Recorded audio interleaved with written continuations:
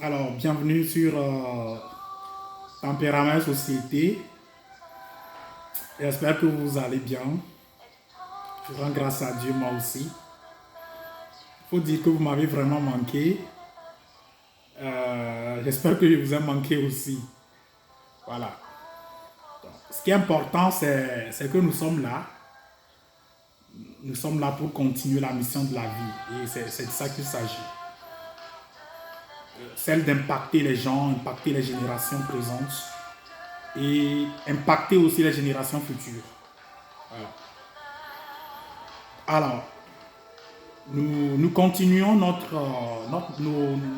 nos sessions de vidéo sur les tempéraments. Il faut dire que, pour une petite refresh, Tempérament Société est né suite à un constat social. D'accord. Selon lequel les différentes couches sociales, les relations des différentes couches sociales se détériorent. D'accord. Juste par méconnaissance, par la méconnaissance de la connaissance par chacun des individus qui forment cette couche sociale. Je veux bien parler de la connaissance liée au tempérament. D'accord? Alors, pour ceux qui ont déjà suivi notre première vidéo sur YouTube, nous avons montré comment les tempéraments peuvent impacter d'une manière ou d'une autre toute notre carrure existentielle, toute notre vie. Y commençant par la vie en famille, la vie du couple, la vie professionnelle et la vie existentielle, si vous le voulez bien. D'accord? C'est pourquoi il est très important de faire une étude spécifique sur les tempéraments et de se connaître soi-même et de faire un effort pour connaître les autres. Alors, aujourd'hui, nous allons parler des types de tempéraments. Nous parlons aujourd'hui des types de tempéraments. Alors, il faut dire que l'étude sur les tempéraments remonte, c'est-à-dire cette étude y compris la classification des différents types de personnalités, remonte depuis 2000 ans par Hippocrate, un grand scientifique. Et Hippocrate a distingué 4 types de tempéraments. Plus précisément, les colériques, les sanguins,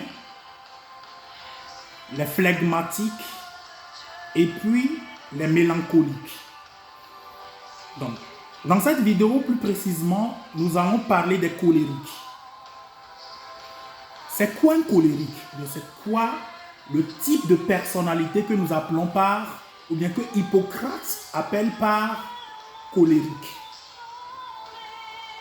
En termes plus simples, en termes plus faciles, pour ne pas rentrer dans les détails, définitionnels,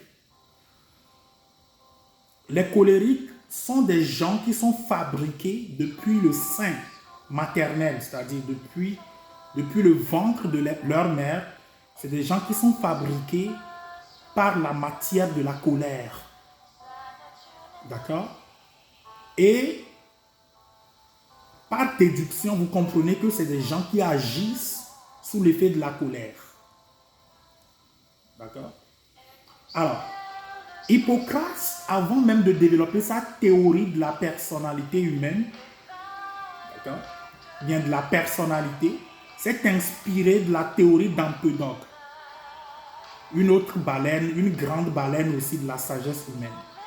Alors, et donc, il identifie certains éléments de la nature à la personnalité humaine. Plus précisément, les éléments de la nature comme le feu, comme l'air, comme le vent, comme la terre, comme l'eau, etc. Alors, Hippocrate identifie le tempérament colérique au feu. Donc, si vous voulez comprendre ce que nous appelons par tempérament colérique, ou bien dans votre société cible, vous souhaiteriez identifier un colérique, vous voulez savoir si votre épouse est colérique, vous voulez savoir si votre grand frère ou bien votre ami est colérique, vous voulez savoir si votre chef d'entreprise est colérique, votre directeur est colérique, votre leader est colérique, il suffit de se poser un certain nombre de questions. C'est très simple. D'accord? Alors, le feu, cherchez simplement à comprendre comment le feu se manifeste. D'accord? Par le feu, vous pouvez cuire votre aliment. Par le feu, vous pouvez même repasser votre habit. Hein? Vous pouvez repasser votre habit. Les enfants peut-être d'aujourd'hui ne peuvent pas comprendre, ne peuvent pas savoir qu'il avait existé des fers à repasser dans lesquels on mettait du charbon de bois. Parce qu'aujourd'hui, tout est électronique, quoi. Voilà. Donc, par le feu, vous pouvez vous rendre beau. D'accord? Par le feu. Et il faut préciser que ce même feu peut consumer votre habit si vous ne prêtez pas vraiment attention. D'accord? Donc, de la même manière, par analogie, les colériques, pour comprendre les colériques, vous devez comprendre qu'ils s'extériorisent, ils extériorisent leurs actes comme le feu extériorise ses lames. C'est-à-dire comme le feu agit, parce que le feu ne consume pas intérieurement, le feu consume d'une manière externe. Donc, la caractéristique principale des colériques, c'est que les colériques sont des gens extravertis. Des gens qui extériorisent leur raisonnement, qui extériorisent leur acte. C'est la première caractéristique. Et donc, nous allons maintenant parler des forces et des faiblesses des colériques. Les colériques ont une grande force. Et parmi ces forces, d'accord, nous retrouvons des gens pleins d'énergie, des gens très déterminés, des gens très engagés, des gens qui aiment parler, des gens qui aiment donner des conseils. C'est des gens qui aiment adresser des reproches aux gens, en guise de conseil d'ailleurs. C'est des gens positifs. C'est des gens très débrouillards. C'est des gens qui se débrouillent pas mal. C'est des gens qui aiment diriger. C'est des leaders nés. Si vous êtes dans un groupe social où on demande peut-être un chef pour conduire un groupe, rapidement vous voyez quelqu'un lever la main. Voilà. Voilà. C'est des gens créatifs, des gens pleins de science. D'accord? C'est des personnes pleines de science qui ont du flair intellectuel, qui aiment vraiment apporter un plus à un groupe social. Alors, c'est des gens intrépides, c'est-à-dire c'est des gens qui n'ont pas peur. C'est des gens qui n'ont pas peur du danger. Voilà. Au même moment, nous parlons des faiblesses des colériques. C'est des gens qui parlent franchement, c'est des gens qui parlent d'une manière franche. Ils te disent ce qu'ils pensent. C'est une grande faiblesse des colériques. C'est des gens incompréhensifs. C'est des gens têtus, en griffe. C'est des gens autoritaires. Des gens qui manquent de stratégie et de tact. C'est des gens qui raisonnent beaucoup. Et même capables de raisonner, de réfléchir à la place des autres. Ça, c'est très dangereux. Voilà. Donc, voilà d'une manière synthétique les avantages, c'est-à-dire les forces et les faiblesses des colériques.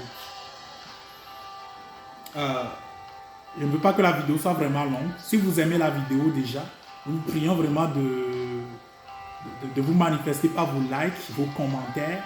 Dites-nous en commentaire si vous êtes colérique ou pas. Ou bien si vous remarquez déjà quelqu'un colérique. ça me ferait vraiment, vraiment plaisir. Abonnez-vous surtout à notre page YouTube pour ne pas manquer d'autres vidéos. Nous vous aimons énormément. Et à la prochaine pour vous parler d'autres types de personnalités. Au revoir.